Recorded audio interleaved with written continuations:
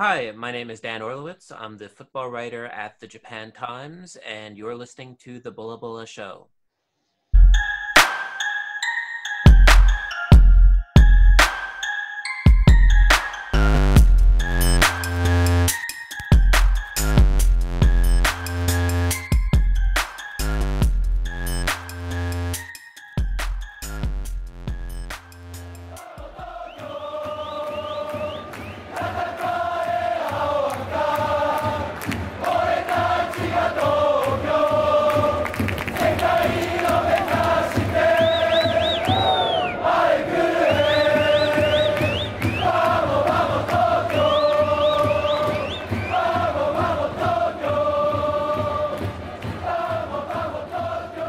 Hey everyone, and it's time for another episode of the Bola Bola Show. It's me, Elvin, and joined on the other line by my two buddies, the deadly striking partnership of Sivan and Bala. So, how have you guys been keeping? And let's go with Bala first. How have you been, Bala? Thank you, Elvin, for a superb introduction. I'm doing well right now. Currently, everything is so far going well. I'm sure Sivan having the same deadly partnership as well. Sivan, how about you? Yep, things are going smoothly at my end as well. And of course, today's episode, it's an interesting episode because we got a guest all the way from, I believe it's Tokyo, Japan. Welcome on the show, Dan. Hi guys, welcome. Thank you for having me. It is a slightly overcast day in Tokyo, not that it matters because everyone is staying inside, but hope you guys are all doing well. Yep. Doing great, Dan. Welcome on board. Yeah, welcome on board, Dan. Right, Dan, maybe just for an ice-breaking session, maybe you want to tell us a little bit more about yourself? Okay, well, my name is Dan Orlowitz. I have lived in Tokyo for a little over about 13 and a half years now. I am the football writer at the Japan Times, which is the country's biggest English language newspaper. Okay. I have followed the J-League since 2007, and I've been writing about it for starting with blogs and then eventually a number of websites, including Goal.com, Football Channel, Football Tribe, and a bunch of different publications for just about as long. And I sort of spread the gospel about the J-League, Japanese football, the national teams, and what's happening in the industry. Mm-hmm, okay. So from judging by Dan's president in our show, I'm sure our listeners right now have probably an idea that today's episode is about the J-League. Now, in case for you guys are unaware, that come 15th of May, it will be the 27th anniversary when the J-League first kicked off all the way back in 1993 between Verdy Kawasaki and Yokohama Marinos in front of a crowd of 59,000.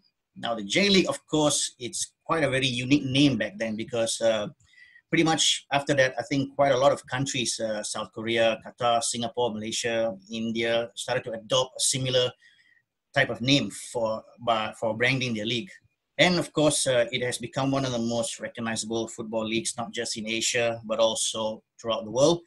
And I would say that it's also coincide with Japan's rise on the international football scene. And of course, today, I would also like to see that the league is considered as a football factory with Japanese players plying their trade almost everywhere around the globe. But today's focus is all about what took place in 1993.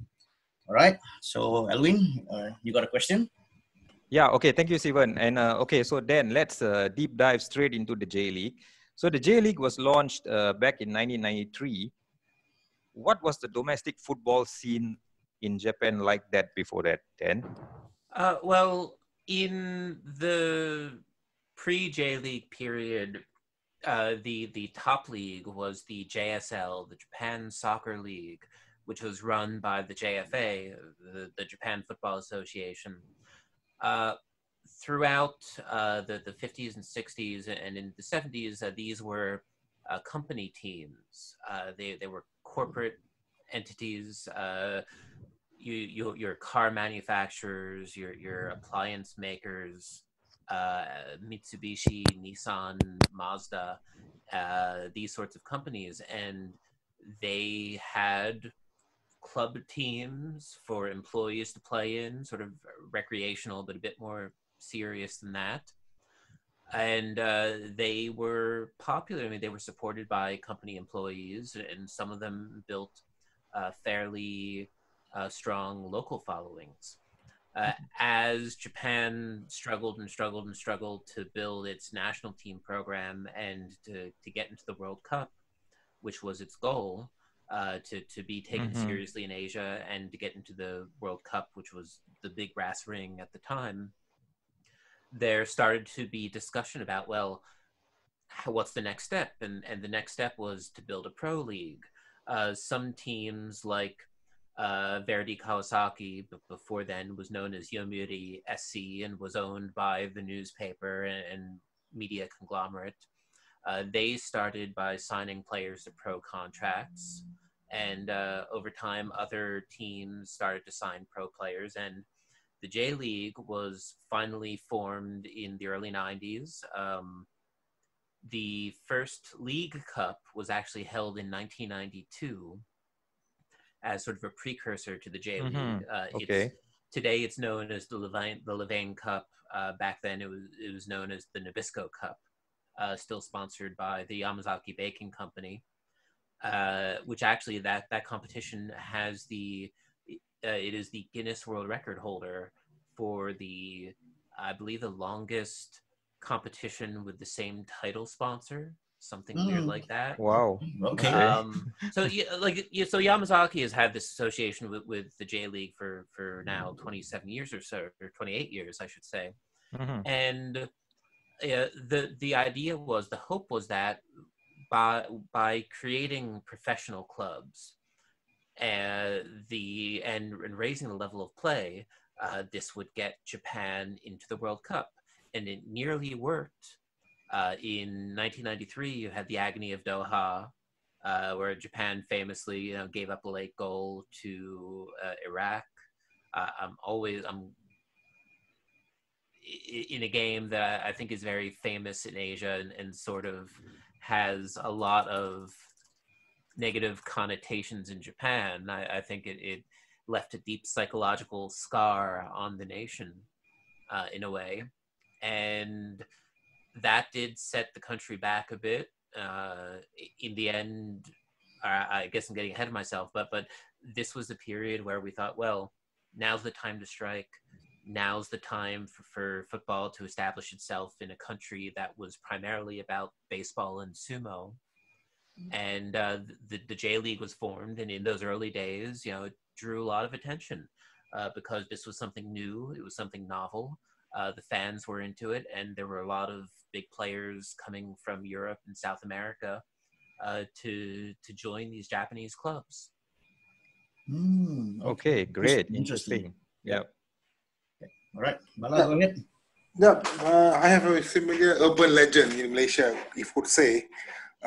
Basically, there are stories that Japanese football delegations or the officials in the football side came in 1980s to learn about FAM or Football Association Malaysia management, on how they set up their organization in terms of the grassroots level, their setup for the professional leagues. At the time was semi-pro.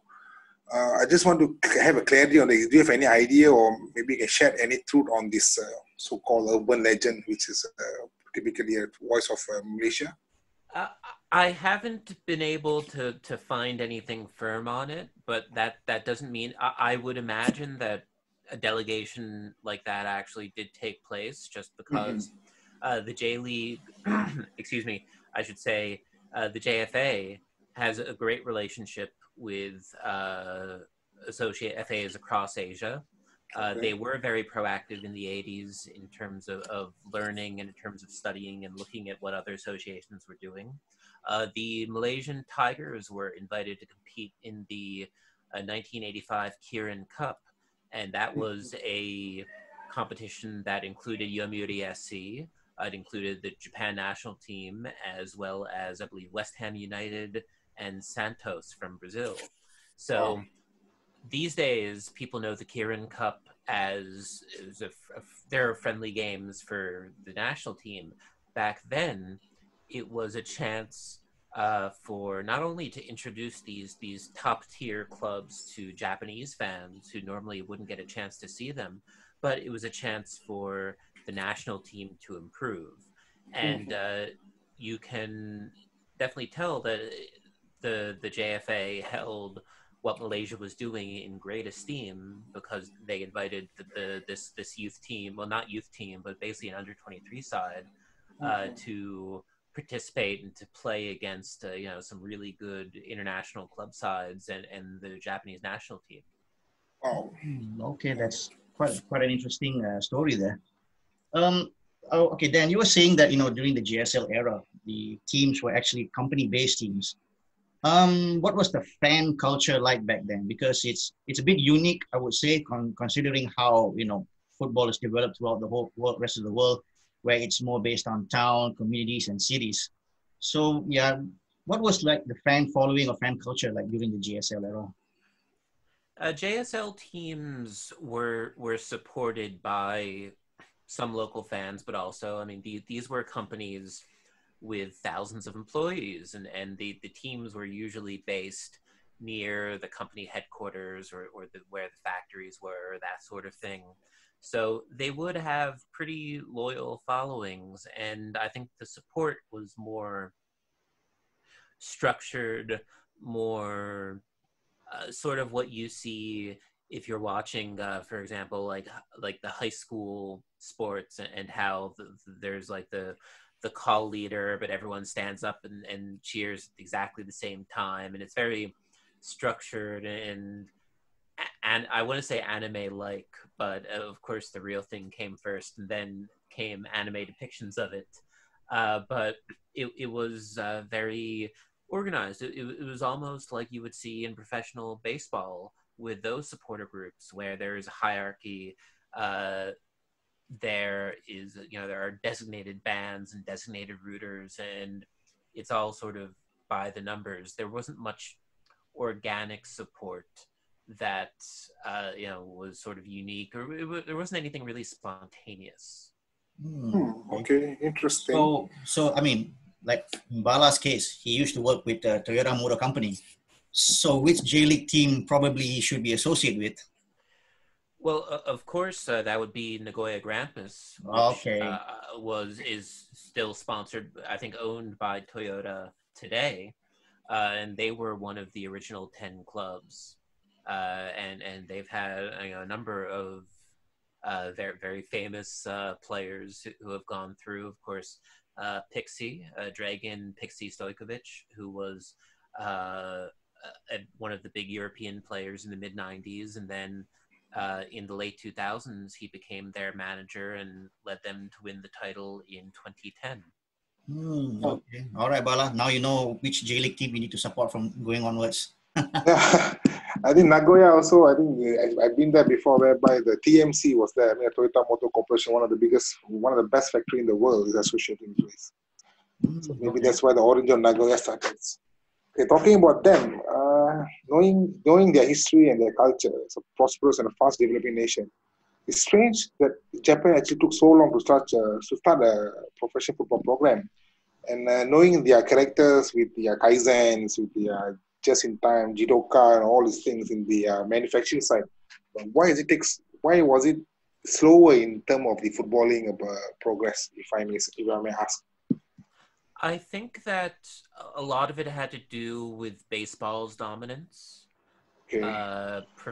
Baseball was very popular in Japan even before the war, and of course after the war, during the American occupation and afterwards. I mean, it just was. It had such a firm hold on the country's media and on the local populace. You also had, of course, sumo, which the tournament format was a bit different than it was today. You didn't quite have like this six tournament annual schedule, but those were the sports that were considered more Japanese. Football was a foreign import in a way. I mean, it did arrive in Japan in the late 19th century, but it didn't have the status, it didn't have the cachet, and the national team wasn't very good. Japan didn't win a medal at the Olympics until 1968.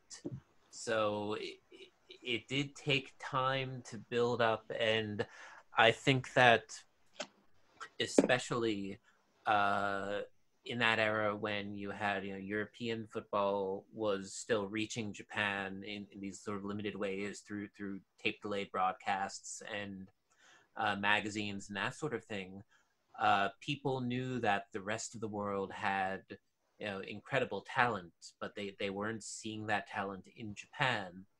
And that's why in the 70s and the 80s you start to see more foreign club, more European and South American clubs coming to Japan on tours. Pele famously toured Japan, I think 2 or 3 times. You had the Intercontinental Cup, which became known as the Toyota Cup, which later became the Club World Cup. Was hosted in Japan and in Tokyo for many years, and that was how the population, that was how the populace got to know football and fall in love with it. But then you had an issue of, well, they love European football. Getting them to love Japanese football is another matter. And that's still sort of something that we're wrestling with today, in that there is a divide between people who love the domestic game and people who love the international game. Okay, all right. Okay. All right. So then now we go back again to the JSL during those amateur days, right? So what were actually the major challenges for these clubs transforming to a professional side? I think that it's, you look at what a professional footballer does. They wake up, they go to the training ground, they train, they work out, they study tape. They do whatever it is they do with the rest of their day. They're on a strict diet. I mean, they have all sorts of trainers and coaches, and that's what a pro team is. Amateur teams, the company teams, they're employees. They're going to the office, working from 9 to 5, and then they're training afterwards. So there was no concept of like really intense physical training. There was no concept of nutrition coaches. So it took players like Zico, for example, who joined Kashima Antlers back when it was Sumitomo, and they basically brought him over and said, we want you to help us create a professional club. And he did it. He would stay awake at night and catch his teammates trying to escape to get cigarettes or to get snacks at the convenience store. Mm-hmm. He would get out a ruler and measure the length of the grass and talk to the groundskeeper and get it cut like to the right length.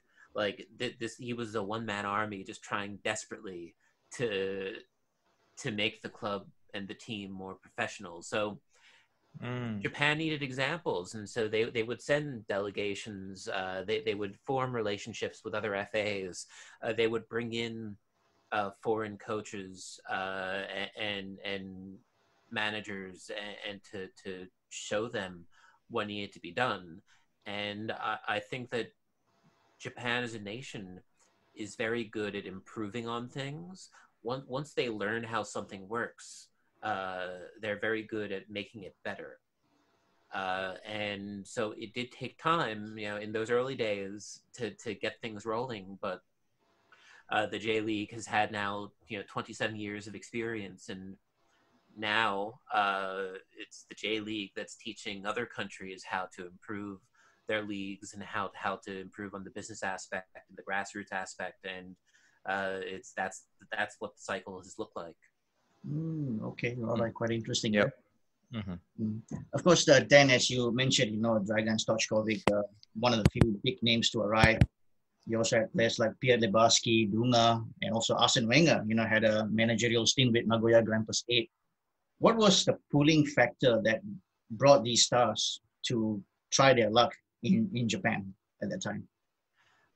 I think that one, there was obviously a lot of money going into drawing these players, but more than that, there was a lot of commercial opportunity for famous players who could succeed in Japan. This was in the early '90s. The bubble economy is still kind of going. Um, if you look, like, all of the American celebrities and movie stars and foreign athletes who were doing commercials for anything Japanese at the time, I was looking through the 1988 Kirin Cup program, and on the back is an ad. I think it's a Mitsubishi VCR ad, and it's Madonna just advertising for Mitsubishi. So this was this was what foreign stars could look forward to. They would be treated like gods. The fans would adore them. They would be the top billed players, and they would have, even after they left Japan, they would always have that association with Japan. A musician whose name I forget, he once said in an article or in an interview that he did, once you get big in Japan, once you sell out a concert hall in Japan, you always have an audience to come back to. And so I think that there is an appeal for these players in these early days. Well, they think, well, if I can be big in Japan, then I'll always be able to, come and do stuff and have that association. Oh, okay. All right. I think, Steven, it could be those guys that sang the song Big in Japan. Right? maybe. Yeah. So, okay. So then now coming back to 10 teams completed in the first season. 2 of them based in Yokohama, the Marinos and the Flugels. And then in 1999, both of them merged and became the Yokohama F Marinos. I mean, how did the fans from both those teams react to the merger? Because it's really something like unthinkable, right? If you think about Real and Atletico, or Rangers and Celtic, Liverpool and Everton, the list goes on of, trying to merge rivals. Yeah. Well, I think that you have to understand the circumstances of why that merger, and I don't have my video on, so I'm making bunny ears with my hands, that merger happened. It was not an enthusiastic choice by both parties. What happened was that Yokohama Flugels was owned by ANA, the airline company, and they decided to pull out of the club. They decided to take their money and run, and they were basically bought out, or they agreed to just sell the shares to Marinos and force a merger. And Marinos basically agreed to absorb the club, which is why Marinos became F Marinos, the F being Flugels. Now, J-League fans did not like this one bit. Flugels fans, of course, did not like this one bit. So there were protests. There were sit-ins at ANA headquarters, angry demonstrations. Flugels, actually, their final game as a club was the 1998 Emperor's Cup final, which took place on New Year's Day 1999 at the National Stadium, and they won. And when the JFA chairman went onto the podium to give the post-game speech, the entire stadium is just booing him. And the stands are covered in banners protesting it.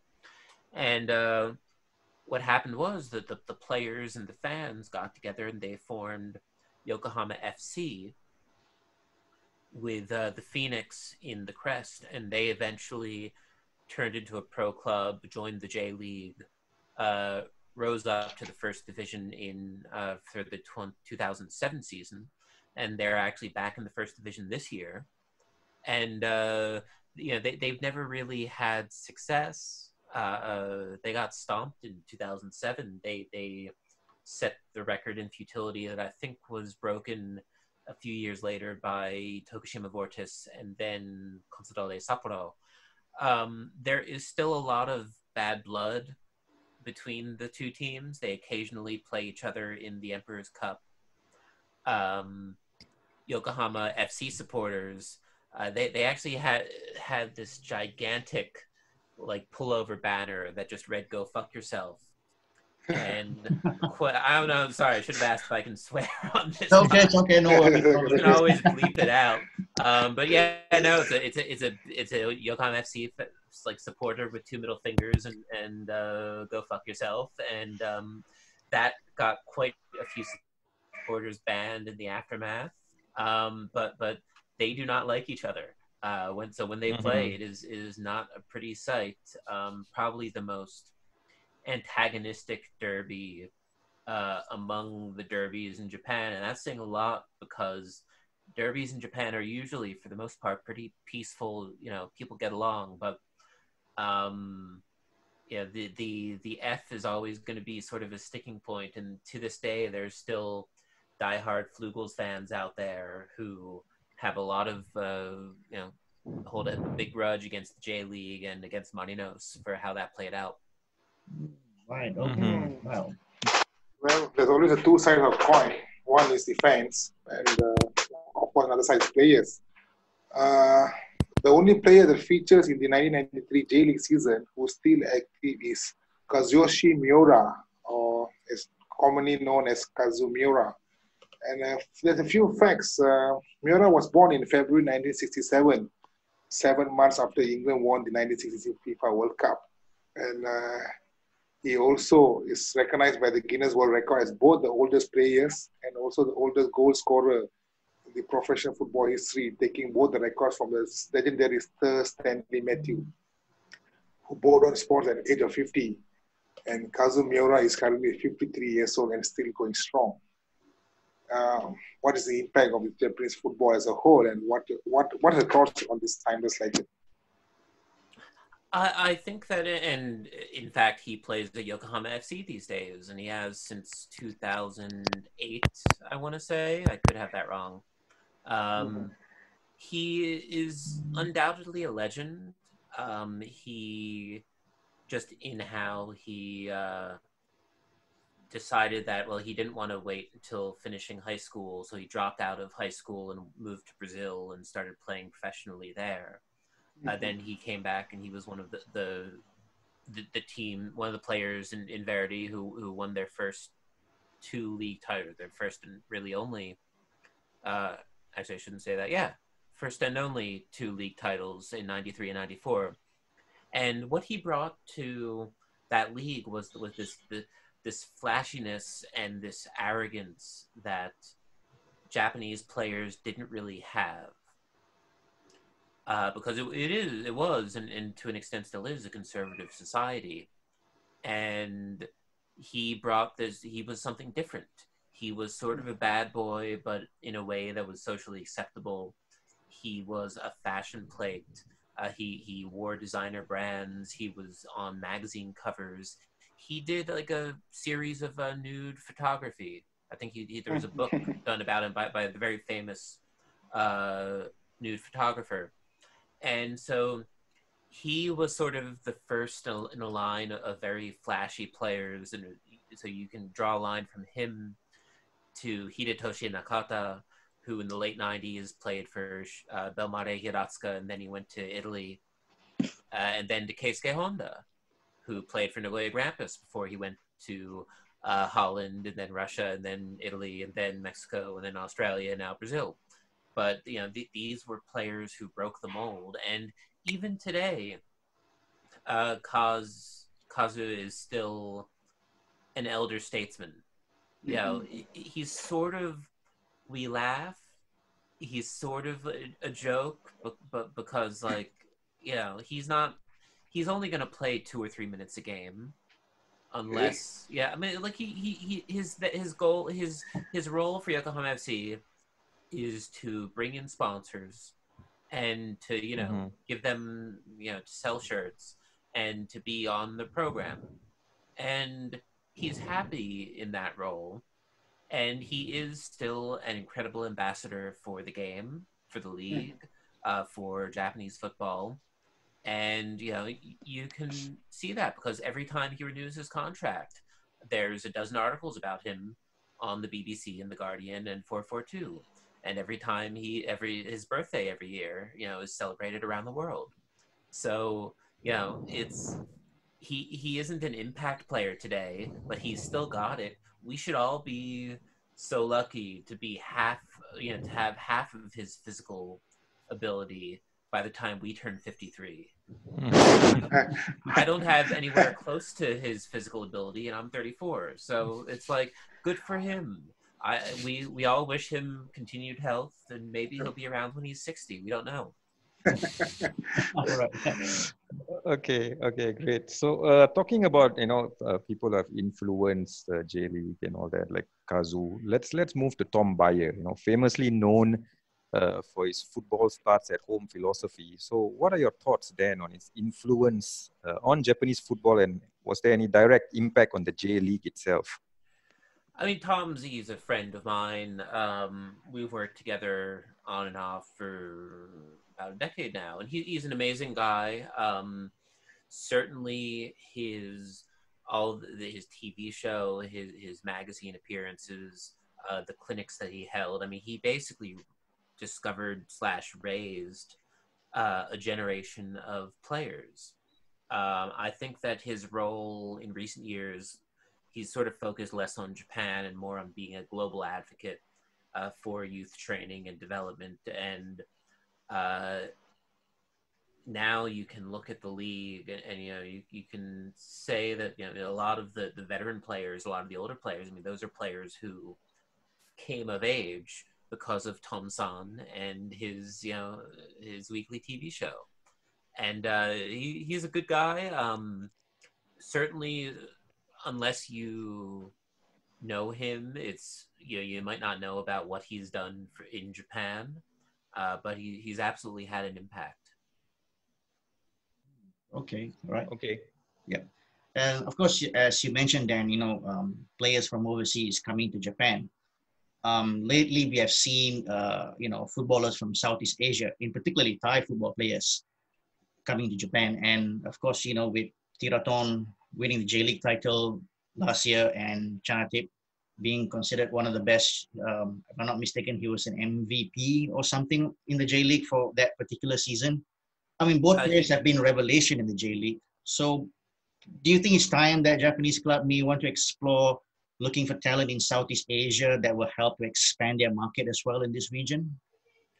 Chanatip was in the best 11 in 2018. Oh, okay. Right. So he was basically the best 11.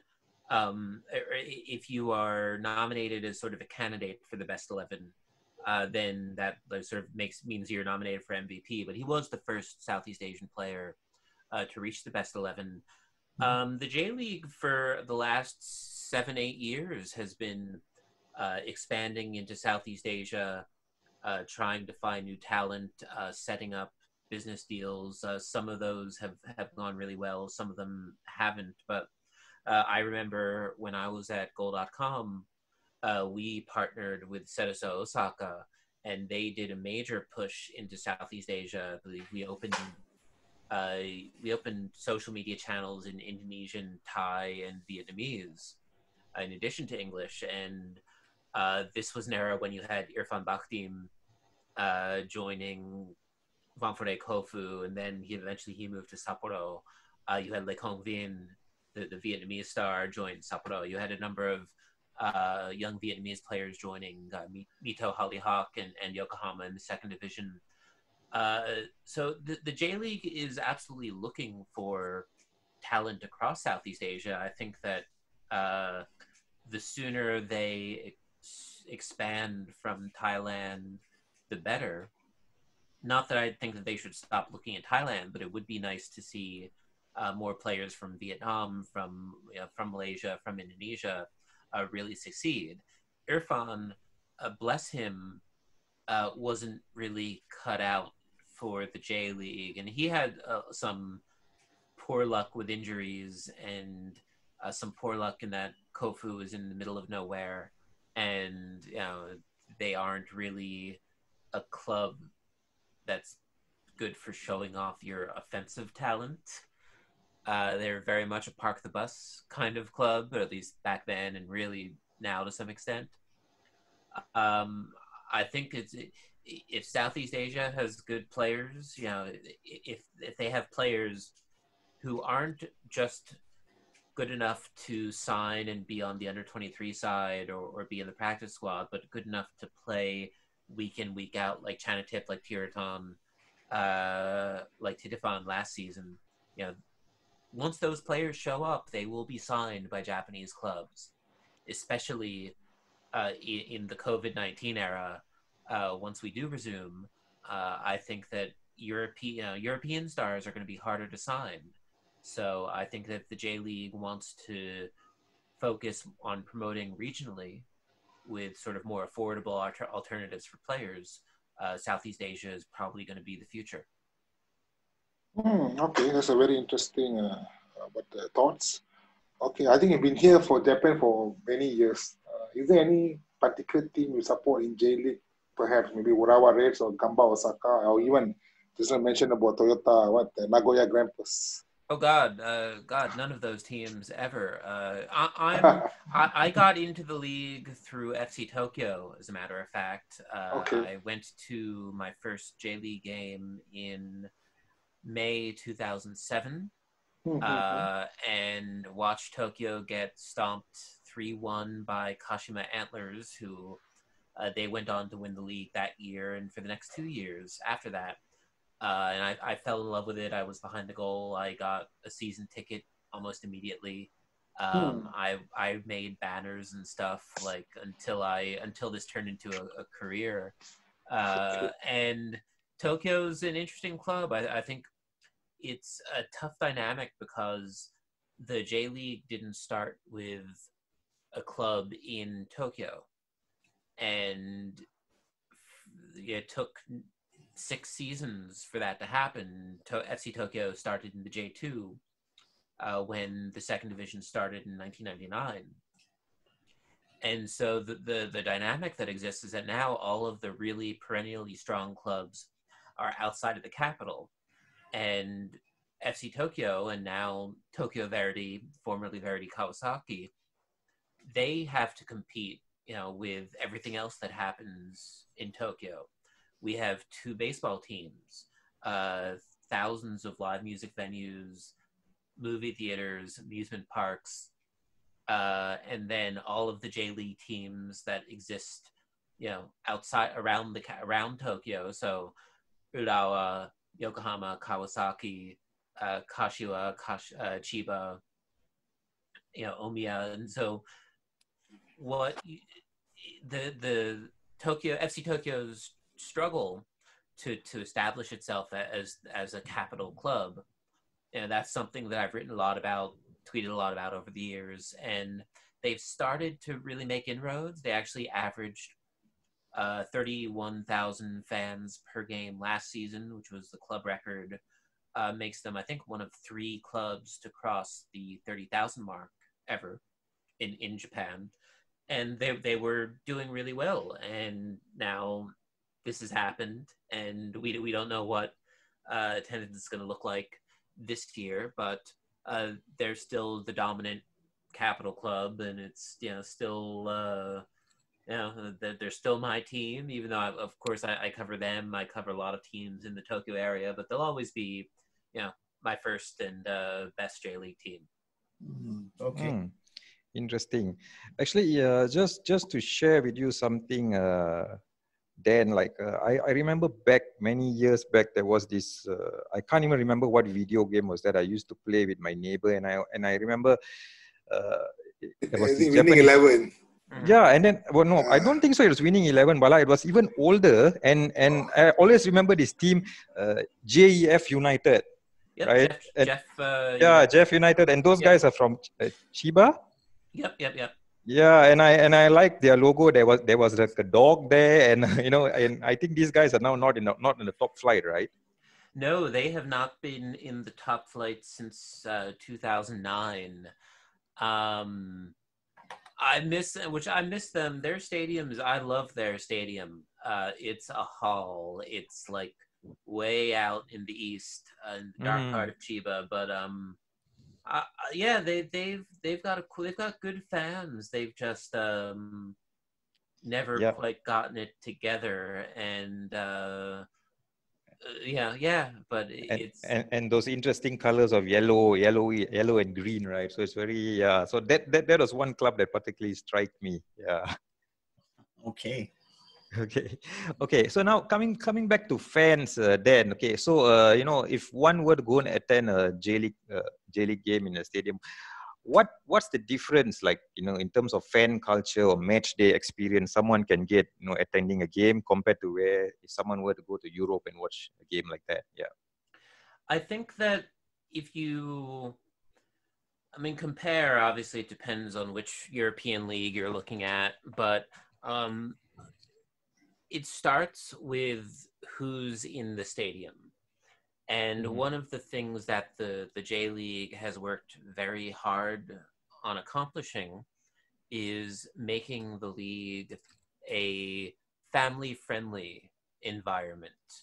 It's not just, you go to a game in England and it's mostly men, some women, but a lot of men, a lot of older men, and in other countries it's mostly men because, in Italy and Turkey, in Serbia, women are sort of afraid to go into the stadium because they're not really quite safe.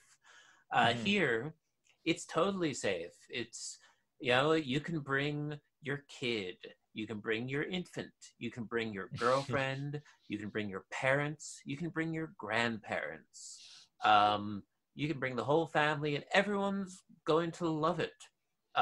The league attendance is currently about 37.6% women. Okay. Wow, that's very high percentage. The peak about 15 years ago was close to around 42%. So it's dipped a little, but some clubs still have a lot of female fans. Nagasaki has 51% women. A lot of J1 clubs are over 40. Actually, Nagoya has some of the fewest female fans in the league. They're at 27.5. I know all this. I'm cheating because the league actually has an annual fan survey where they cover all the demographics, things like travel time, budgets, how many games fans are going to, and so it's fascinating because you can get these really detailed breakdowns of what does a J League fan look like. Yeah, the average age is about 43 across the league. Some teams skew older. Sapporo is about 46. Some teams skew younger. Let me scroll down. Where is it? Yukio is like 41. Kagoshima is about 40. Yokohama F Marinos are at 39 and a half. So, it's a very friendly environment. The supporter groups are very passionate, and what they've sort of done, I talked about how JSL support sounded back in the 70s and 80s. They sort of took that structure but made it a bit more freewheeling, like you see in Europe, where it's like, you've got a capo or a call leader, and it's sort of a loosely organized group of supporters, but everyone's basically following the leader. And chants can change, and you have a lot of songs that are inspired by what fans in Brazil and Argentina and England sing, but also based on Japanese pop songs. You go around the stadium and there's food stalls, there's events. Some clubs really get into it with really interesting theme days, and it's stuff that it's not like in England you can't have a theme day, nobody will take you seriously. People go to the pub until 15 minutes before kickoff, and then they rock up, and then they go to their seat. Here you get to the game 3 hours before kickoff because you want to, you're getting food, you're getting beer, you're talking with friends, you're lining up to buy whatever the new merch is, you want to take a picture with the mascot. Like, it is this whole culture where the culture is as fascinating as the game itself, because it's something that is accessible to anyone. You don't have to speak the language to go to the stadium and enjoy yourself. Mm. Wow. Okay. I think we can learn a lot from the Japanese culture as well.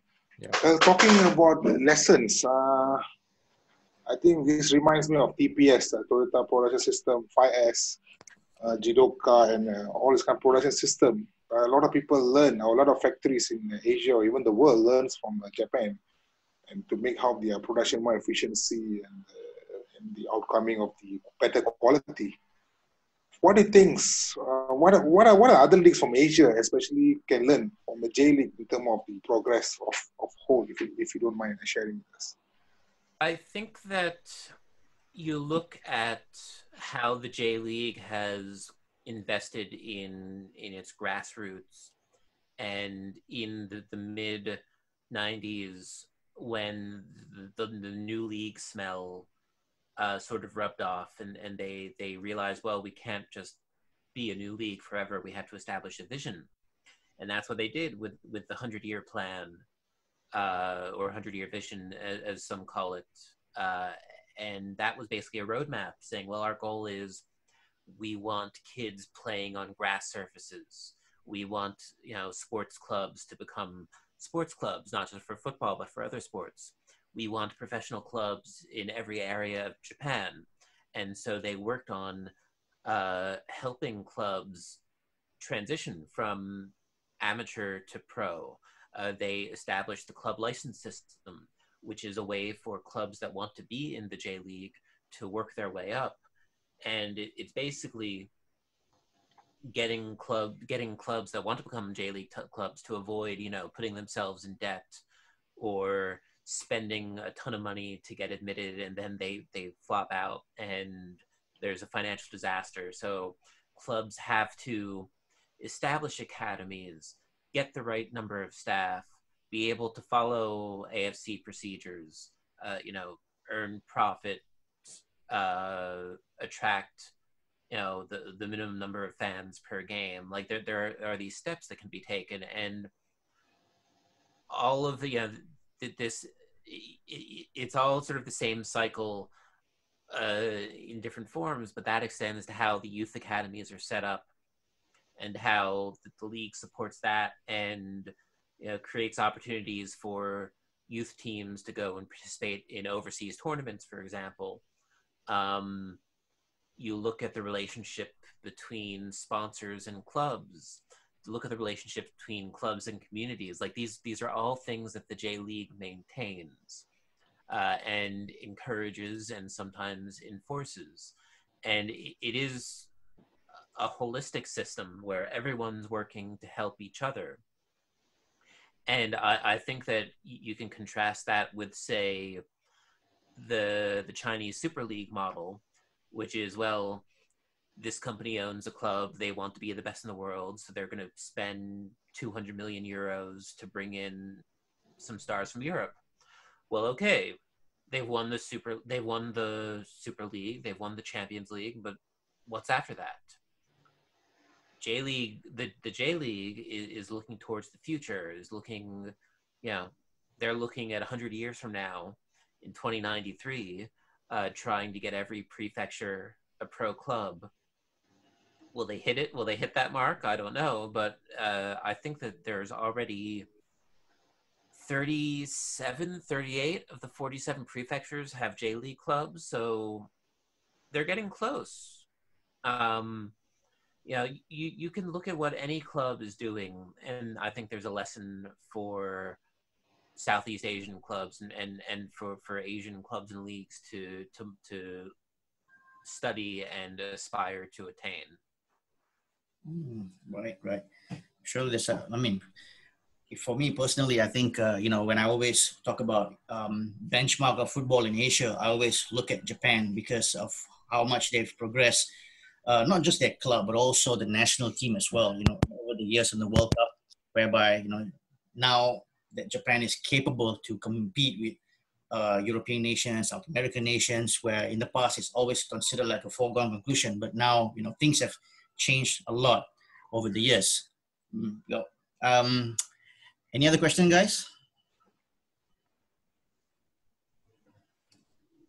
No, I mean, nothing more from me. I think, Dan, thanks a lot for all your insights, providing to us today.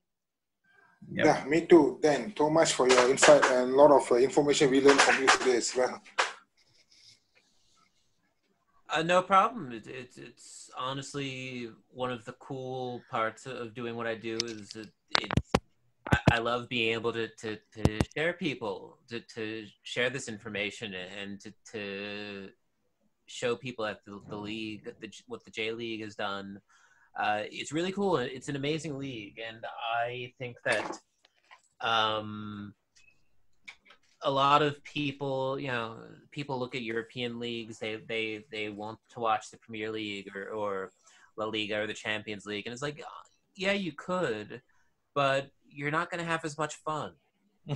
And I hope that everyone listening one day, when we can all travel again, when we can all go outside again, hopefully you'll be able to watch the J League, and hopefully you'll be able to come and see it, because it really is something special. I think it's one of the best in terms of all around experience. I think it's one of the best leagues in the world. Okay, definitely. This is something I would say probably in the pipeline, the Bola Bola show, making a trip to Japan to watch J League football fixture. Yeah, as what Dan said, you can bring your infant all the way to your grandfather, so something something very interesting. Yep. All right. Yep. Okay. With that said and done, thank you so much, Dan, for taking your time to be with us in this show. Hopefully we can have some other session as well, some other topics related to Japanese football. We definitely would love you to come on board and share us your knowledge on that. Okay, Elvin, anything? Okay, thank you again, Dan. And by the way, guys, just now about that song "Big in Japan," it's by Alpha Wheel, so you guys can go and have a listen. Okay. Yeah. All right, Bala. That's it from me, Siwan. Thanks once again, thanks for Dan for your time, and hope to see you again. Have a good, wonderful day. Oh. All right. That's about it for this show. Thank you so much.